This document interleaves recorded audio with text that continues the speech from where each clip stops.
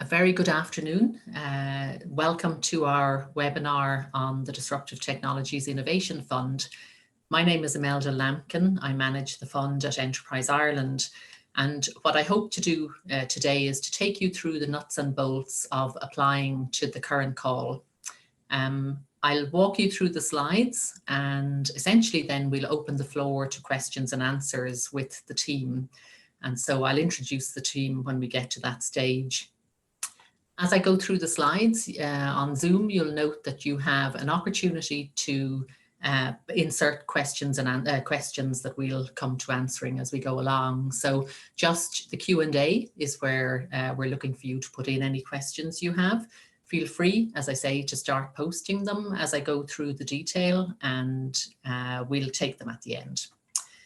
Okay, so without further ado, just an introduction to the fund, and I think many of you will be aware at this stage it's a 500 million euro fund, 265 million of that yet to be allocated.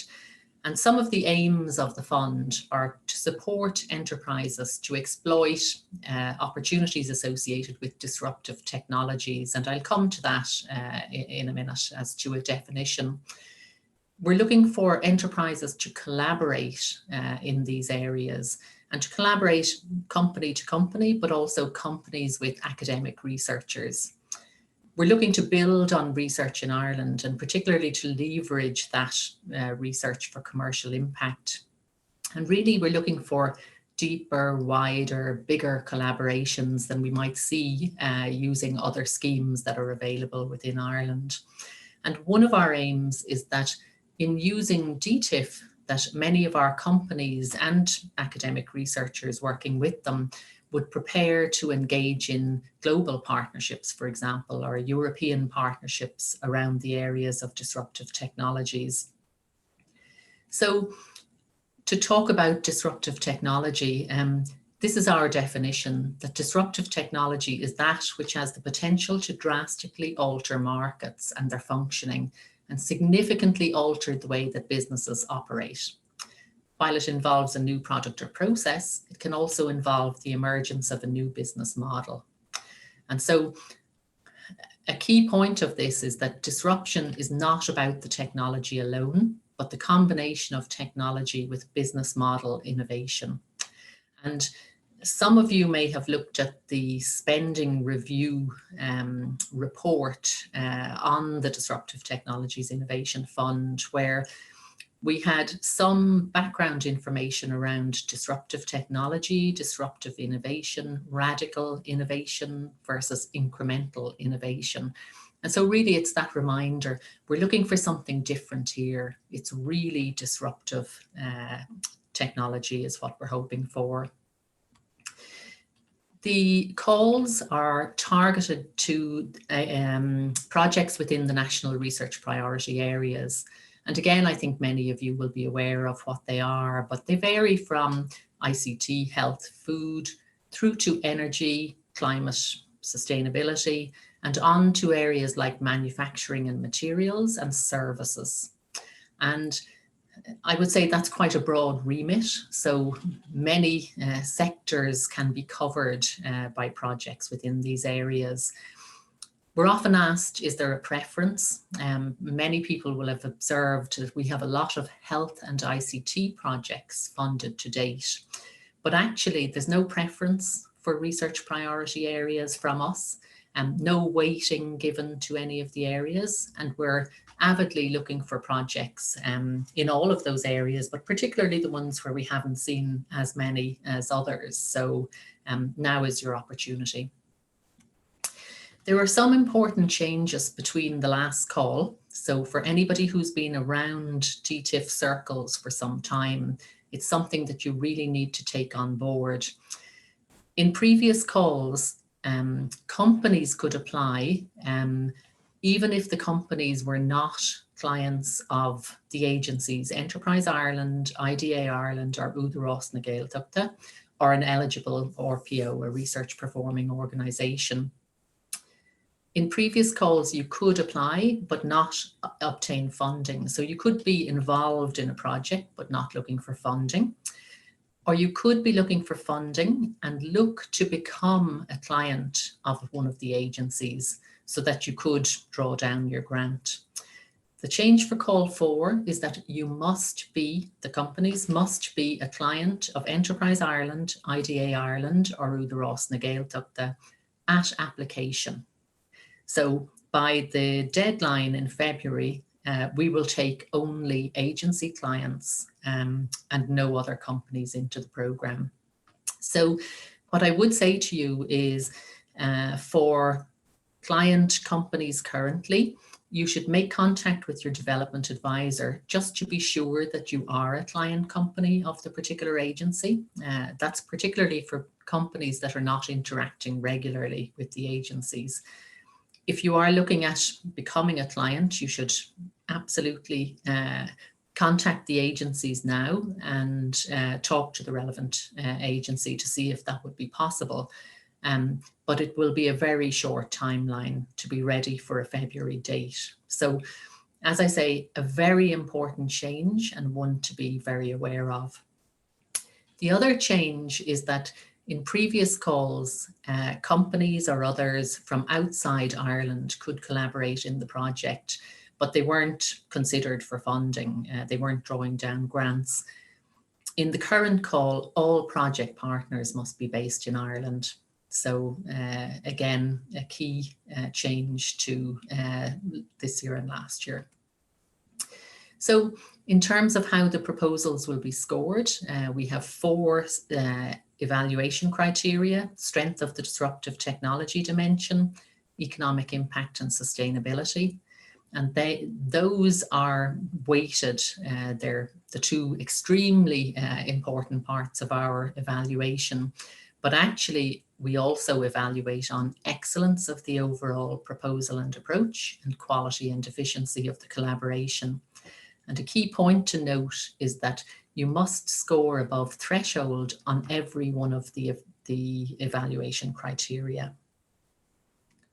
So the types of projects that we're looking for a lead partner with a strong project management structure. We're looking for collaborations then, partnerships, with projects of scale. And really by that, we mean a minimum funding request of at least €1.5 million over a 3-year period. Enterprise partners must provide matching funding, so they're 50% grant aided. And the collaborations must have at least 3 partners. One of the partners must be a small medium enterprise and 1 other company. Only clients of the agencies, as I've alluded to earlier, or the eligible research performing organisations. And so these really are the universities, the technical universities or institutes of technology. We're looking for collaborations that are not business as usual.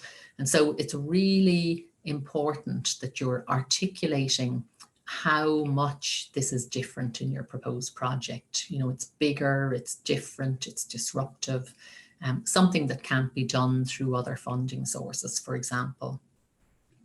The focus is on industrial research, and we've provided the definitions of fundamental research, industrial research, and experimental development in the guide for applicants. So it's extremely important that you read those and understand that you're targeting the industrial research piece only. And then we're looking for meaningful collaborations.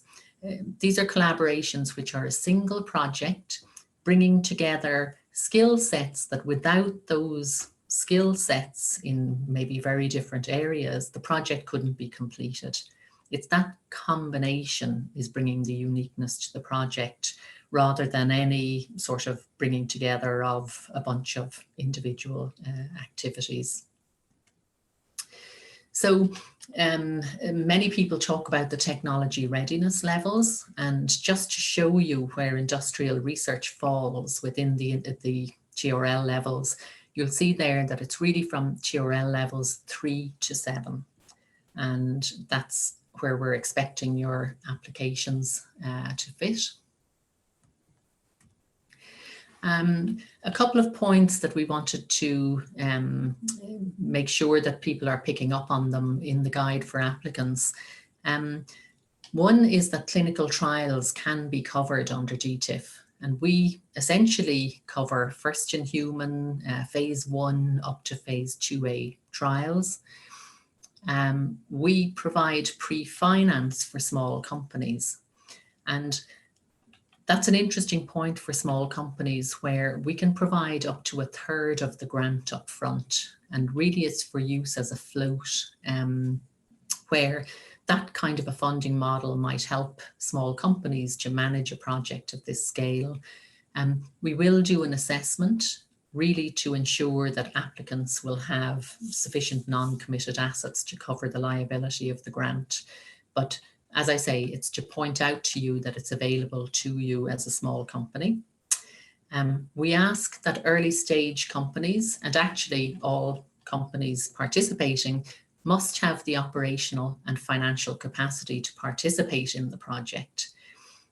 We look for a declaration that this is the case, and as part of this, we must ensure, according to EU rules, that companies are not undertakings in difficulty.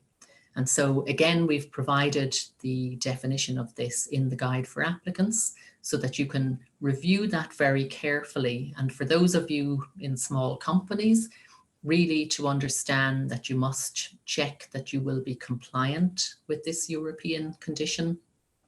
And for those of you perhaps not in companies, but looking to bring in companies into your consortium, that you should be ensuring that the companies have considered these aspects, because it will very much determine your potential to undertake the project.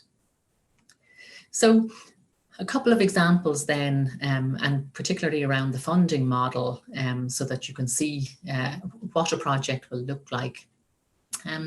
This is an example taking the basic consortium. So it's 2 enterprises, 2 companies working with 1 RPO.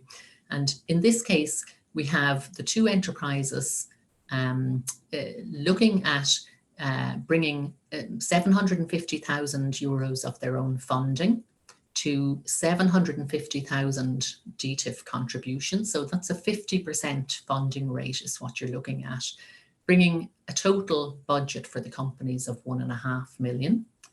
You have perhaps an academic research team in one of our research performing organizations. In this case, also bringing 750,000 euros through the DTIF fund. And so the RPOs are funded at 100%. They're not bringing co-funding to the project. They're bringing that particular amount of money, bringing a total project budget, 2.25 million, of which 1.5 million is the DTIF contribution.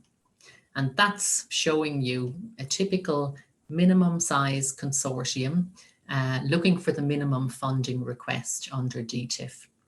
And a very important point to note is that in this instance, the RPO is requesting 50% of the DTIF contribution to the project. And so I point that out to you particularly because in the past, we've seen some incorrect proposals where the RPO partner was requesting 50% of the total cost of the project, the total budget.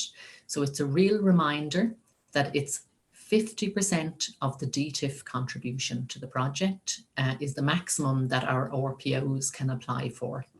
And I think that's quite clear now in the application form, so you should be able to follow it.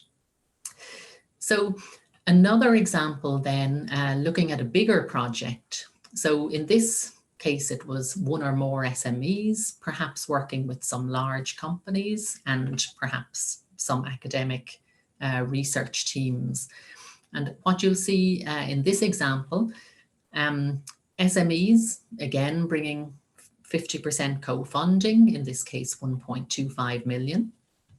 The larger companies, 50% grant aided, bringing 2.75 million.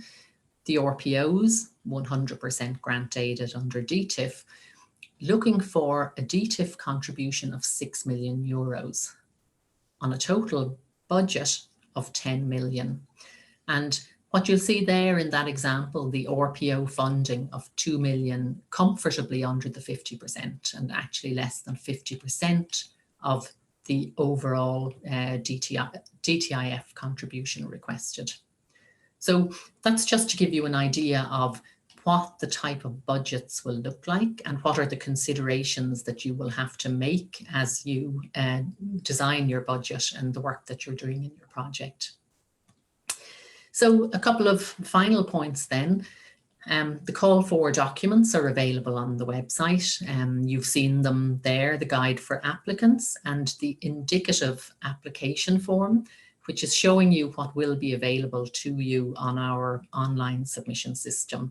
So just a reminder, that form is not for use, it's indicative only, and you will be submitting on the official application form on our system. We have also put up a Consortium Agreement template, and this document is to show you that we will be expecting you to complete the Consortium Agreement. You will need to do it before project start, so you're not completing this document now. But the reason that we're showing it to you is we provide the template, it's mandatory. We would expect to see changes to the conditions in the consortium agreement for very specific business reasons only, and that would be on an exceptional basis. So we're showing it to you now so that you understand the nature of research collaboration that we're dealing with. And actually, it's a very useful tool for you to consider as you bring your partners together, how you intend to work, what's your shared understanding of how you will do that work, how you will share your intellectual property, for example. And I suppose a key point that we should make to you on this is that we at Enterprise Ireland, or our colleagues as fund owners at the Department of Enterprise, are not involved in your intellectual property ownership.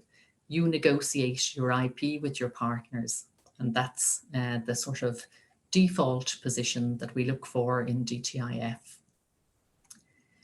So our timeline, you're all aware of February being our deadline date, but really this is just to show you that it takes us some time to go through our independent international evaluation, which is a remote evaluation, followed by an interview stage with our international experts.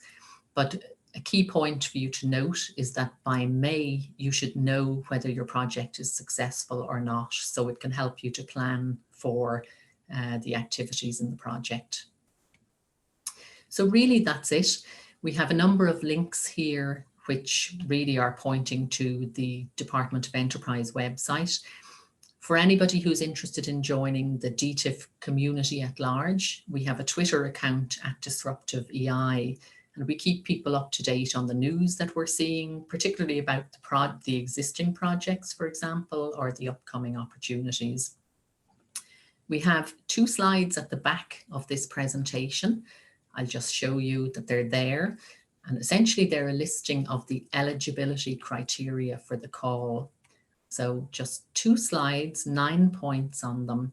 And really we're providing them there to you as a checklist to see, as you consider if this is for you, would you fit with each of those eligibility criteria? So it's just to pull out that detail so that you can take a look at it. So that's it. Our deadline of the 10th of February, just again a point to note, it's at 3 o'clock in the afternoon. It's not close of business, and that enables us to do our IT checks, for example. So always one to remind people not to rush to that deadline and that time, try to do it a bit earlier. So with that, I'm going to stop sharing the screen and I'm going to invite the team to join me, and I will introduce the team. And what we would like to do is take your questions. And actually, now that I see the Q&A, looks like you have lots of questions, which is exactly what we're here for. So just to introduce the team, we have Gerard Land, Jackie Fitzgerald and Jessica Reynolds. And between us, we'll hope to answer your questions. I think we'll take them as informally as you like. We can do them in the order that they've come in. And any members of the team will jump in as we think of something that you might need to know about the question. Melda, just before we start in on that, there's a couple of questions coming in on the chat. If we could have them all come in on the Q&A, it would be much easier for us. Brilliant, exactly. Yeah, so maybe Gerard, do you want to start with the Q&A and we take the first one? And I'm just doing a catch up myself. Certainly.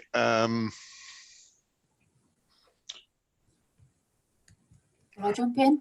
So the first question is, will questions be answered in writing and included in FAQs? And the answer to that is yes. This slide presentation will be available on the department's website that Imelda has given you in her final slide. And there will also be a written Q&A to all of these questions. Now, the second question that I'm looking at is extremely long. I see it. And it talks about revenue streams, indirect, direct revenue streams from products developed under DTIF. As the lead partner, manufacturer, and IP holder of our innovation, we will derive direct revenue streams from the commercialization of our product. I'm not quite sure what the question is here. Can I suggest we take that one offline, Jackie, and answer it? I think the important thing to say here is that under DTIF, it's not the commercialization of the products and services that will be funded under DTIF. It's the industrial research activities in TRLs 3 to 7 that will be funded. And you're absolutely right, Gerard, because of the length of this question, there's a couple of bullet points in there as well. We will take that one and we will publish the answer on the FAQ. Okay. Dealing with the next one, consultancy costs are allowable for small and medium-sized companies. They're not allowable for large companies, regardless of whether it's legal submission of documentation or anything else like that. The next question mirrors that same question, really. It's about, as an SME, can they benefit from the advantages of being an SME claiming consultancy costs? And the answer is the same question. The answer is yes, they can.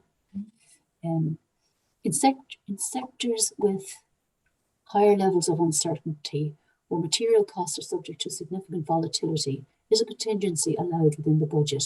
The answer is no. When you're submitting your costs, you need to anticipate what your materials costs are going to be. Gerard, do you want to jump in there? Yeah, certainly. Can a single application be made under 2 different priority areas? In general, no. If it's a fundamentally different application, you could get them submitted under different research priority areas, but we are asking the applicants to pick the most appropriate area and submit their application under that. Yeah, maybe the next one, is there some mechanism available to enable us to check if potential partners are clients? Not from us. And what we would advise is that you request that any potential company go to their development advisor within the agency. If they don't have one, I think that will be a kind of a warning sign that you should investigate further, do it early, do it soon, so that you're not going to be let down by any of the membership of your consortium as it's forming. And actually the next one is associated, or actually the next couple are associated with that, so maybe I'll take them. So it excludes Leo clients, yes. What constitutes being a client of Enterprise Ireland? That's one you should consider very carefully, because we have a lot of companies who have interacted with Enterprise Ireland, but they may be what's known as a temporary client for particular services, for example. So they should investigate to ensure that they are a full client. And for a small company, that might mean that they have complied with and being accepted into Enterprise Ireland as a high potential startup company. There are particular requirements. For large companies, it may be other aspects. So as I say, the starting point should be to go to the agency, to the development advisor where possible, or to any of the other sort of, sorting points for potential clients. And And I suppose the next one, is there already a list of the companies and enterprises in general that are clients of EI IDA? If yes, can you provide a link? I know for EI and IDA, there are a series of pieces of information on their websites. So you can search IDA by client name, I believe. For Enterprise Ireland, you can look up, for example, the sector directories, and you can get very comprehensive listings of clients and what their areas of expertise are. Maybe I'll take the next one, Imelda. Can two subsidiaries of the same group be two separate partners on the project? No, because whenever they're ultimately connected entities at an EU level, and we are seeking 3 independent partners in the application. Okay, and the next one is nearly related to that, I think. Please define independent in the context of independent partners. Does that refer to corporate entities rather than individuals? Yes, it's to the entity, the legal entity that we're talking about. Understand of an academic within an RPO who is also involved in a company. The RPO and company, please confirm.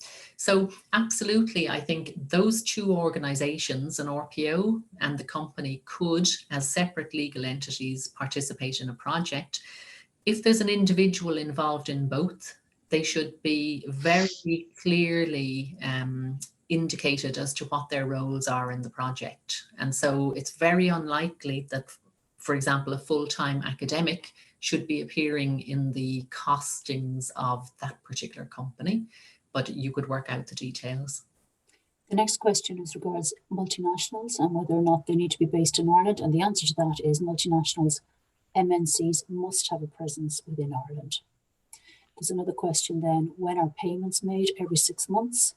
And the answer to that is yes. We would encourage companies and RPOs to submit their grant claims and reports every 12 months. Are they linked to deliverables in your progress reports that you're going to be submitting to support your costs and your grant claims? Yes, you will be indicating what deliverables have been achieved in that period.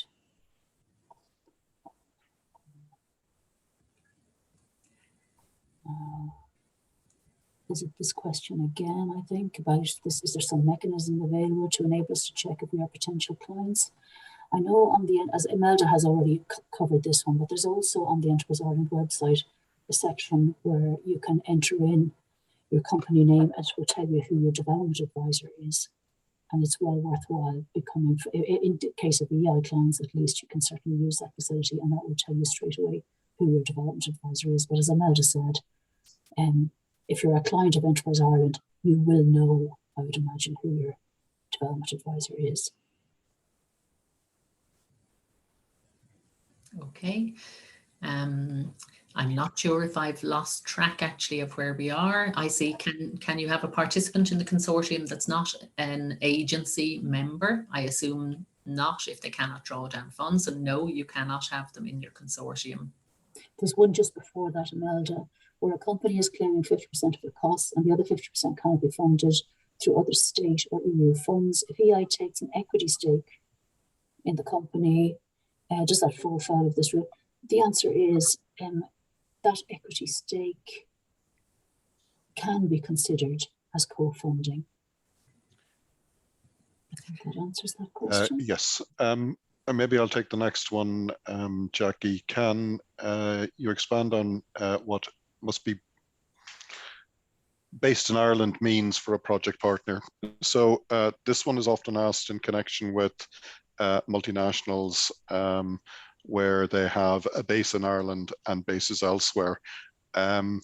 We would not fund activities outside the state in any of the multinationals that we are dealing with. We really are looking for the work to be done in Ireland. Mm-hmm. The next one, is it essential that one collaborator be an RPO? The answer is no. It is not essential. Next one, cash flow is a recognised challenge for SMEs. The questions are jumping around. Mm-hmm. And 1/3 is attractive is up front. The indicated 12-month period for claim submissions is challenging. Is this being reviewed on the basis of previous experience? Can DTIF administrators provide some certainty to working capital lenders with grant cash flows that would be very useful in supporting?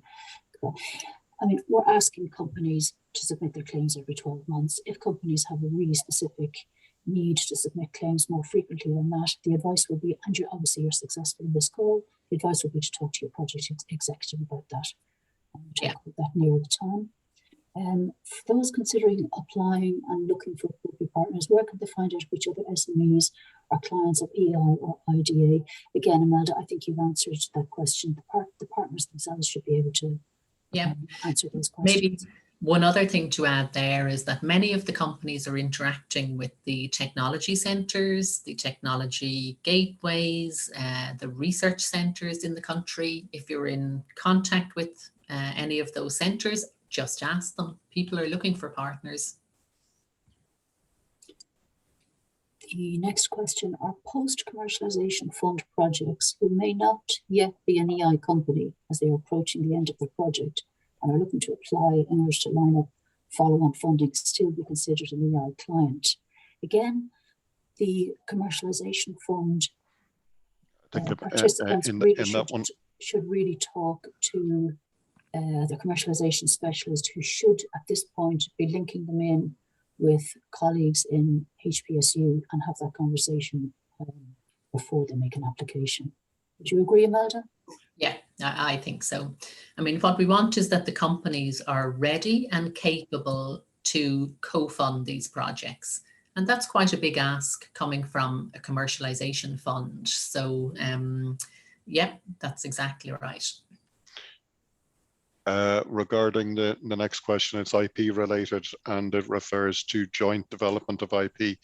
This is governed by the Consortium Agreement. All the T's and C's around IP are in section 9 if they want to review that. There's a question, will any other document be submitted with the online form, i.e. PDF of appendices? The online form will be in 2 parts. Part A, which you will complete online, which is kind of like a summary information of your proposal. But the meat of your proposal will be in Part B, which is a PDF. That is a limited page count of 50 pages. So you must, in your Part B, which is your project plan, you must stick to that 50-page limit, and that is uploaded as a PDF. Just to note on that as well, that template can be downloaded on the online submission system. So Part B, you'll be able to download a Word document and then you re-upload it as a PDF to the system. Great. And just, I see Una, you couldn't join till later. Will you see a replay of this? Yes, we're recording today and we'll have a full FAQ document as well. So can a portion of the budget be spent outside of Ireland if a specific service or product is required to deliver the project but cannot be sourced within Ireland? Can the service or product be procured as a subcontract to one of the partners? So a portion of the budget can be spent outside Ireland, and we typically see it for something like a clinical trial activity. But what you would need to be very careful about is anything where you're suggesting a subcontract to one of the partners, as you're referring to there. This should be a straightforward procurement of services or whatever by the partner with pre-approval from Enterprise Ireland. And you'll see that one of the comments around our consultancy budgeting in particular is that no partner can be providing the activity. The next question, if a large corporate is part of a consortium, do they also need to be a client of EI? The answer is they need to be either a client of EI, a client of IDA Ireland, or Udros Nagel Tokta. They must be an agency client. Can an Irish SME company be one of the partners in a DTIF application or be eligible to receive a budget allocation? No, Irish SME semi-state companies are not considered to be enterprise partners, and therefore the answer is no, they cannot receive funding under DTIF. Is it possible to have a partner from abroad? The answer is no. I think, Amanda, you've already covered that. All partners must be based in Ireland, and they must be agency clients. Will the slides be made available? Yes, they will. along with the recording of this webinar. I think Amanda has just said that. Yeah. There were some rumours circulating regarding a themed call under DTIF focused on advanced manufacturing and digitalisation. Is this the case? If it's not a theme call, we cannot make the decision to run future calls under DTIF is at the behest of the Department of Enterprise, Trade and Employment and the Minister. And we cannot comment on any rumours with regards to future calls. Keep an eye, our advice to anyone who's interested in DTIF and future calls, always keep in touch and keep an eye on the department's website, because that's where all announcements in relation to DTIF future calls are made. Are local enterprise clients eligible to be involved? You've answered that already, Amanda. They are not. In order for a local enterprise office client to take part in DTIF, they need to start the conversation about transferring over to Enterprise Ireland, ideally before they make their application. If funding is used to procure capital equipment by the industry partner, do they have to follow public procurement rules? Yes, is the answer. DTIF is government funding, and the value for money and return for the Irish taxpayer is vitally important, and therefore with any procurement under DTIF over 25k, a public procurement process needs to be followed. Second, could a partner in the proposal as a non-funded partner could a partner be in a proposal as a non-funded partner, and if so, what are the pros and cons? The answer is they cannot. All partners taking part in DTIF must be drawing down funding. Yeah, and maybe just to comment on that, because it is associated with the change for the current call. The cons of having a non-funded partner, in our experience, is that by the time the organisations come to contract, the non-funded partners are often getting cold feet because they're a little bit separate to the main system within DTIF. And so really that's why we're cleaning it up this year. It's to make it work more effectively and not have consortia coming almost to contract and realising that their full work plan may need to be revised because a non-funded partner's involvement has changed. So really that's it. The next question. Market research. Yeah, maybe I'll take that one.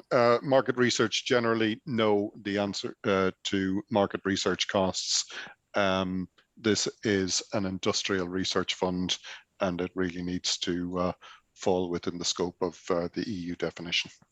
And there's one just before that. Can non-research charity join the consortium? All partners taking part in DTIF must be carrying out industrial research. So if there's an organisation taking part that isn't carrying out industrial research with them, they cannot join the consortium. The sort of administrative overhead is expected during the 3 years of the project. Maybe we can take that offline. It's a bit, there's some specifics in terms of how we handle both RPO overheads and company overheads, Jackie. So that's well defined in our documentation, which we can deal with online. Yeah. But the answer is, the overheads are considered and will be part of the allocation, the budget allocation. Exactly. I mean, they're typically in and around 30%. And as Gerard says, there's a little bit of a difference between RPOs and companies, but the detail is there. This question, Amanda, when would the typical project start date be? All projects under call 4 would have between 3 months and 12 months to get to contract. So your typical start date will be in that period of time. From date of ministerial announcement of the approved list of projects. And the Leo clients, we've already answered that question, not eligible to apply. The next one, it is an interesting one. Have projects been sanctioned without an RPO as a partner? Yes, they have. And yes, we fully are open to projects that are companies only. But we have a small number of them to date. The typical profile involves both. Is an Irish hospital, the Mater Hospital, considered an RPO where they are in EC grants? They're not an RPO. They're not on our RPO list, Jackie. Yeah. I mean, in a number of instances, we have the university that the hospital is associated with, where the university is the legal entity, which is the partner in the project. And so, yes, you know, it's a potential for participation for example, a clinical team. Yeah. The next question, is a letter of intent from a VC investor for the co-funding element in SMEs sufficient? All enterprise partners taking part in DTIF must declare that they have the financial and operational capacity to undertake the project. A letter of intent, I think that probably would be okay, assuming that there's an understanding around the timelines for that investment going into the company. In other words, the investment for the co-funding will be implemented or will be put into the company before the start date. Yeah. So I think, yes, it probably would, Imelda, but nonetheless, the onus is on the enterprise partners to be absolutely sure that they have the ability to co-fund the project before the start date. Yeah, I'd make something similar, Jackie, to that. We don't really have an interest in where that co-funding comes from. What we have an interest in is the projects getting up and running within the time that we're hoping they will. And then it's up to the company to be in a position to spend and to claim retrospectively as our standard model, and perhaps use the advance payment if they have been eligible to get it. So it's what makes that feasible for you and your small company is the question. Can micro-organizations operate as the lead? Yes, they certainly can.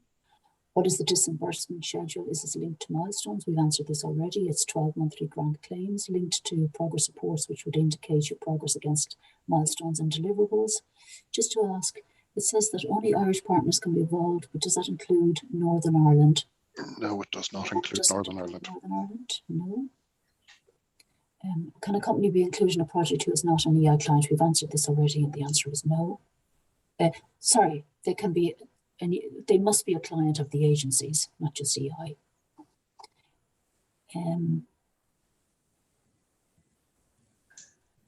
It has come to our attention from one of our partners that their previous experience of DTIF is that none of the consortium members can have debt on their balance sheet. Is this correct? This person, I think, might be asking about the pre-finance requirement to have the assets to repay the pre-finance. I wonder, perhaps we'll answer this one on the written FAQ, but I think that probably that's what that person is probably asking about. Exactly, and maybe just to comment on that, we do an assessment for small companies to get advance payments, and the assessments are, you know, absolutely specific to that company and their conditions and forecasts at that time. So I wouldn't like people to go away with a generalization on something like that. Imelda, can the OPO get funding for clinical trials up to phase 2A? You'll see in our call, or actually it does say what the call documents say there. What we see for clinical trials is that we're expecting that companies may be taking a product or potential product through clinical trials with a view to going to market. And so DTIF is based around a model like that, where we're expecting it would be the companies, 50% grant aided for those types of activities. It would be unusual for it to be the RPO leading that trial activity. And so you'll see that we have said that some clinical costs can be included, but it's in limited circumstances, and we would need to agree those, you know, a pre-approval from Enterprise Ireland. There's a question, is a pre-HPSU client of Enterprise Ireland eligible to apply? The answer is yes. However, again, we draw you to the declaration that all enterprises must sign, which is that they are saying that they have the financial and operational capacity to start the project. Can a company claim the time spent by staff members on the grant to take part in, say, monthly meetings with the partners? Yes, there are certain project management costs are eligible. I think that answers that. What has the panel identified from the best proposals coming from Indigenous tech startups in terms of preparedness? Some of the applications are absolutely superb in terms of their thoroughness and being prepared. Yeah, I'd say a comment I would make, I think, on that one is that we see some very mature partnerships where the partners have obviously known each other for quite some time. They've really worked through what they could achieve through DTIF. And so I think usually they're the ones that they're preparing really strong applications. Coming back to the financial aspects, you know, we're looking for companies that are not too early stage, that they don't have the capability to get up and running in the model that is a very large scale funding activity. So they need to be prepared from the financial point of view. The enterprises can claim 50% of their expenses. Is this 50% of the DTIF and enterprise match funding? If that is their expenses, so that the slide where the maximum budget was shown to be 750k from the enterprise, 750k DTIF match funding, so 50% of 1.5 million, should their total expenses be that high? We'll take that one offline. I think. Yeah, I'm not sure I get it actually. Yeah, but yeah, I mean, the take-home message is that it's 50% co-funded for companies. And so the standard model is the submission of claims for the spend that you have incurred and 50% grant aid back on those claims, if that makes it clearer. Does there need to be evidence of sharing of IP in the Consortium Agreement? I think the IP conditions are laid out in the Consortium Agreement. It's quite clear what they are if they choose to look at that. Can we actually apply even when we are an early stage startup, which has not received funding yet, but we have a written funding confirmation from investors? It's probably similar to the question earlier about the letter of intent. Every company's circumstances are going to be different on this. We just reiterate that they must have the financial capacity to start the project. Yeah, I mean, just a comment from me, for any company that is suggesting that it's at a very early stage startup, you know, a question you could be asking for that potential company in your consortium is it a client of Enterprise Ireland or Údarás na Gaeltachta? Because if it's at a very early stage, it's quite possibly not a client of one of the agencies, and that really is one of the deciding factors then. Our firm has received funding from an EU VC, which included some government funds in the pool. Could this make us ineligible for DTIF? Question mark, double dipping. I mean, if it's the same project that you're being funded under the EU VC fund, well then absolutely that would be double dipping or would be ineligible. However, if it's a completely separate project, an area for research, well then it probably would be eligible. Is there a process to review the potential project scope ahead of submitting? No, we don't provide that service. If a company has recently commenced the process of becoming an EI client, will they meet the DTIF criteria within the existing timeframe? They have to. By 3 o'clock on the 10th of February, they must be onboarded to the agencies, because that's when the eligibility checks will take place. And if they're not an existing client, they won't be eligible to go through to the next stage. Do all members of the consortium need to be a client of an agency? Yes. Is it still the case where each entity needs to participate at least 10% of the project? Yes. It is. Ideally. What is meant by matched funding? Is it percentage cash contribution expected? Yes, it is cash. It's not in-kind contribution, it's cash contribution. Can a partner be based in Northern Ireland? No, we've answered that already. Is it acceptable for companies based in Ireland that have DTIF WP activity on site in Ireland but wish to access company expertise located from sister research sites in Europe to deliver the programme successfully? Jared, you answered that. Yeah, certainly. Yes, as long as there's meaningful research being conducted in Ireland on the project by the company, that's fine. It is often the case that companies will also fund out of their own pockets other entities within their group who are not based in Ireland to provide some support, but you would not be able to claim those costs under DTIF. They'd need to be borne by the company itself. There's a question, how can an RPO be at TRL 3 or 4? Does this only apply to the SME? No. All projects funded under DTIF must fall within TRLs 3 to 7. What level of funding can be used for capital expenditure?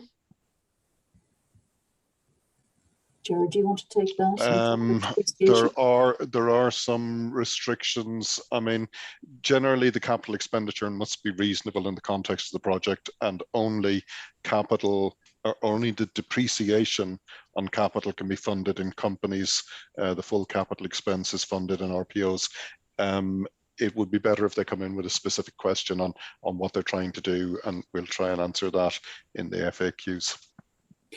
Does it matter whether the enterprise or the RPO leads the project? Would the choice affect the scoring? The answer is absolutely not. It does not matter whether the enterprise or the RPO leads the project.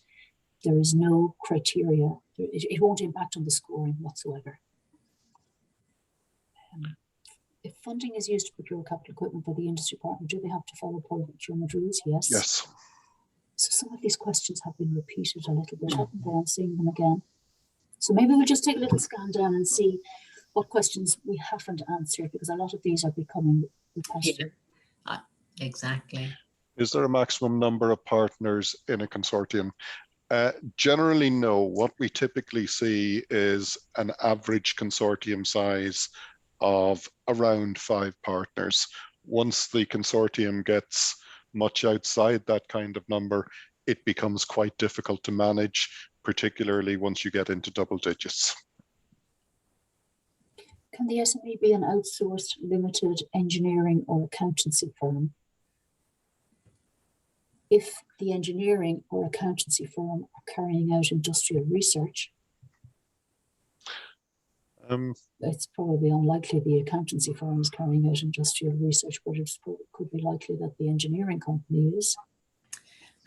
I must say, I see that one, Jackie, and I see, can a Leo client be a consultant in the project? I assume consultants are allowed so long as they're not partners. I suppose it's all of these kind of smack of, getting around some of the conditions of the fund. So, what we would hope is that you would take it back to, this is funding for IDA, Enterprise Ireland and Uda Ross na Gaeltacht, that client companies, perhaps with RPO researchers, in a clear research partnership that's collaborative. There are some abilities to subcontract, to look for consultancy, but it's a minimum of the budget activity that you're going to see in the project. So we'd hope that you can pull it back very clearly to the partnership and see what research is everybody doing. A focus of the DTIF is to just disrupt global markets. Could costs for a pilot outside of Ireland be covered, assuming the pilot fits within TRLs 3 to 7?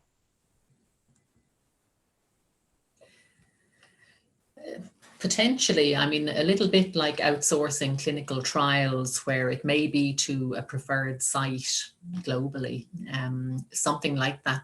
But we're looking for teams of researchers working on clear projects in Ireland, absolutely in the Irish context, fitting in the global market, for example. So, if you were writing a proposal where 90% of your costs are overseas, for example, it's not fitting with the model. So if it was one small part of an overall activity, you could see that it could work. The next question, is financial and operational capacity defined as the ability to cover all of the costs or just the first year costs? And that question goes on. In the spirit of DTIF, it's when you're signing your declaration, you're saying you can cover all of the costs. Will there be a recording? Yes, there will. Can HBCU award companies still apply through the DTIF? Yes, they certainly can. And part of the budget we spent on a consultant, we've answered that. What is the max allowed? In the guide, we say that consultancy costs should be a minority of the costs. It shouldn't certainly be a majority. And imagine you've answered that one already. Can the consultant be a Leo client? There's one there on co-funding, on whether in-kind is acceptable. No, in-kind is not acceptable.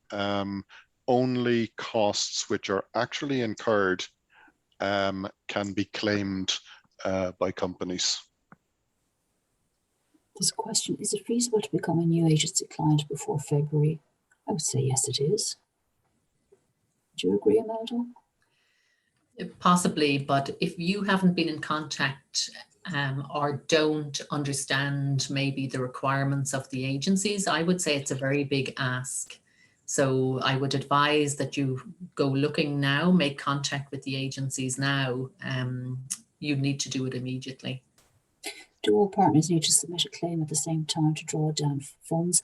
Ideally, they will. If a consortium is working together, it's highly likely that their claims will be synchronized, that they will be submitting around the same time, but it's not essential. When is the next application deadline after the Feb? I think we've already said that we don't know. It'll be up to the Department of Enterprise, Trade and Employment and the Minister to decide when the next call will take place. Who sets the start date of the project? 3 to 12 months was indicated. The start date for the project is agreed by the consortium in their executed consortium agreement. So the consortium sets the start date, which must take place somewhere between 3 and 12 months post-approval. Cat and I, we've cancelled that one about the SME. If expensive equipment needs to be purchased to complete the project, can maybe I'll deal with that one, Jackie. The SME be prepaid for the procurement? It's kind of complicated because first of all, does the SME qualify for pre-finance? If they qualify for pre-finance, then there's certainly some advance there that could be used for the purchase of equipment. But if they don't qualify for pre-finance, we would not support that procurement by prepaying anything. Yes, only the depreciation costs for the time used on the project. That's the EU requirement, and the rest does need to be paid by the SME. Depreciation timeline is very much a matter of what kind of equipment it is. If it was things like a laptop, well, that gets depreciated over 3 years. If it is more like test equipment, it's not uncommon to see 5 to 10 years on some capital assets in companies, and longer in some cases. It depends on what the asset is. But 3 years depreciation on capital equipment is unusual, with the exception of IT equipment. Can an Irish-based MNC access needed research expertise outside of the country in their company and account this cost as part of the total company contribution, with DTIF contribution remaining in Ireland? I think we answered that already. Costs incurred outside the country by a multinational will not be included as eligible costs. Only the ones that are incurred here can be claimed. Do we agree clinical costs with EI prior to DTIF application submission? No. This is a competitive scheme, and therefore the DTIF team cannot engage with individual applicants on any of the costs or any of the details that they're putting into their proposals. So the answer is no. We don't agree clinical costs or discuss clinical costs with participants prior to their application.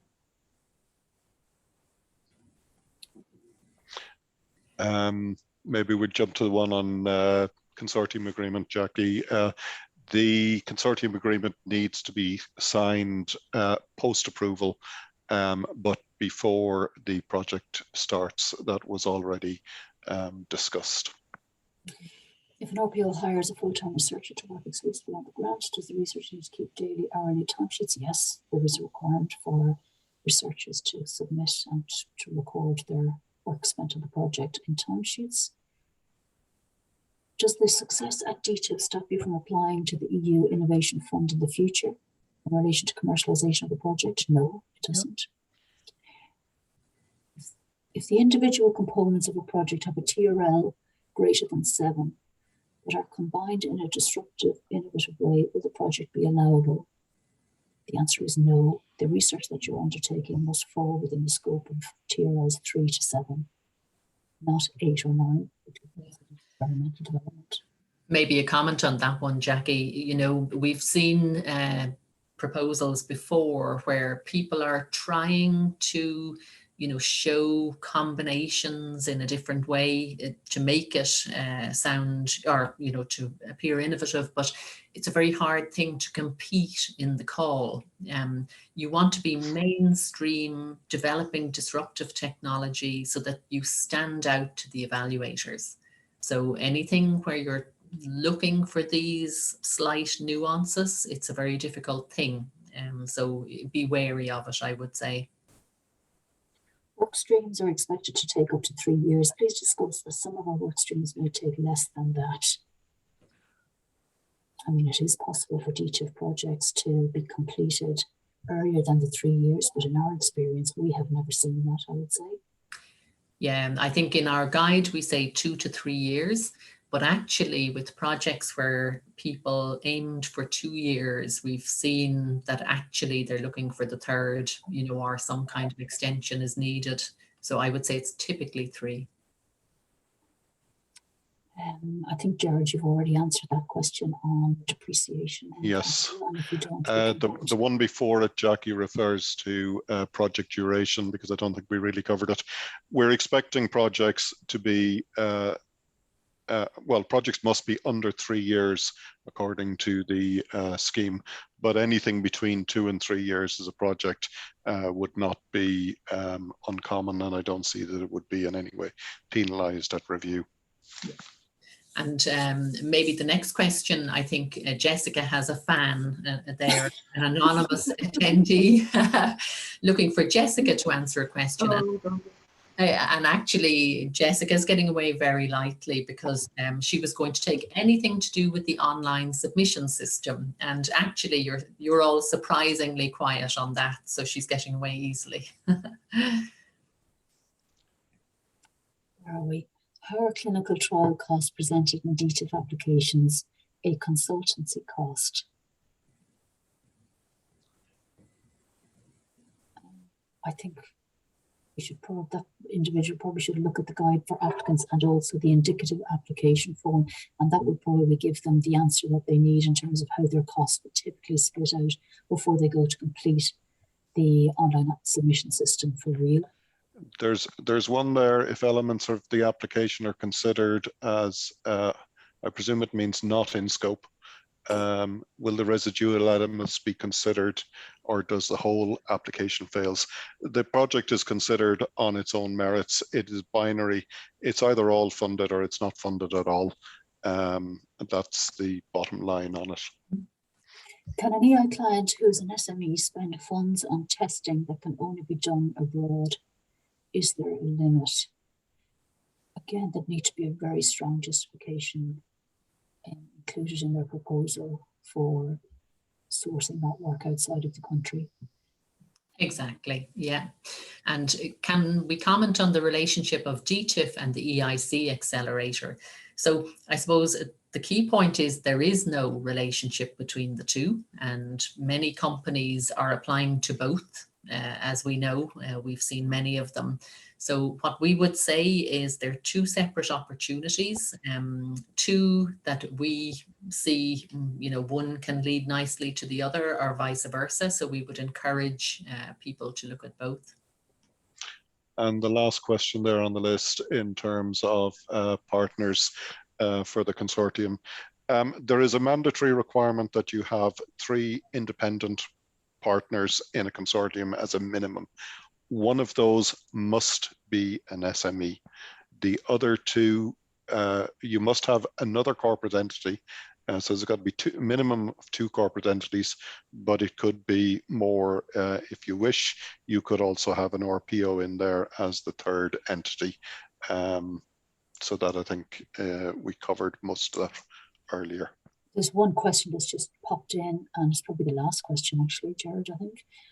We've been approached by a third-party consultant to complete our DTIF application. The entity usually does EIC applications and has a good success rate. Are such companies commonly involved in DTIF, or would you advise us to do this independently? It's really entirely up to you. But you can do it yourself. You can work with a consultant. It's entirely up to the consortium. Yeah.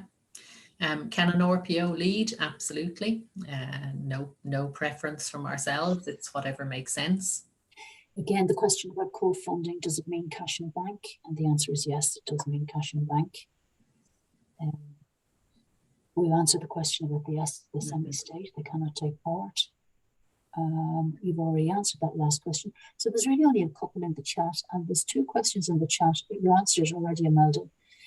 Can local enterprise offices, clients take part? They must be Enterprise Ireland clients is the answer to that. Will the slides be available? Yes, they will. Is a hospital considered an RPO? At the back of the guide for applicants, there's a list of eligible RPOs, and we would suggest that you take a look at that. But as Jared said earlier on about the Mater Hospital, it's not on that list as an RPO. Maybe Imelda, before, given that we're running out of questions, I have one question for Jessica that the applicants might find useful. Jessica, when is the online system going to be available for people to start submitting applications? Oh yeah, thanks Jared. The online submission system will be open a month in advance of call close, so the 10th of January, and online submission will be open, so we'll put that out to our social media and through the department's website. Just one last one. Somebody has asked here. So one SME, one RPO, and a second RPO. Is this okay? And the answer is no, it's not. No. Because that's 2 RPOs and 1 enterprise partner, and you must have at least 2 enterprise partners. So you could have 2 enterprise partners and 10 RPOs, or you could have 10 enterprise partners and 1 RPO, or you could have either. The important thing is that you have at least 2 enterprise partners and at least 3 partners taking part in each application. Yeah. So in the case of a situation where you've got a large company, a small company, and 2 RPOs, combined, the 2 RPOs cannot have more than 50% of the funding. So that 50% gets divided down among the RPOs if you increase the number of them. Yeah. So listen, as you say, I think we've more or less come to the end of the questions. Some of these that are coming in now are people who were late to the call, so they can go back and they can look at they can listen to the recording, they can look at the slides, and they'll have our FAQ document. So I think what we could do is leave it there. And as I say, we'll make all of that information available. And so I suppose it leaves me just to say thanks a million to the team today. It takes a bit of work to get as much information out to our potential applicants as possible on the day through the webinar, but I think it works well, keeping it informal and answering as many of your questions as we possibly can. We leave it there, and we look forward to seeing some very interesting, very exciting applications coming in, and seeing what comes out the other end of our evaluation process later next year. So thanks a million to all, and we leave it there. Thank you.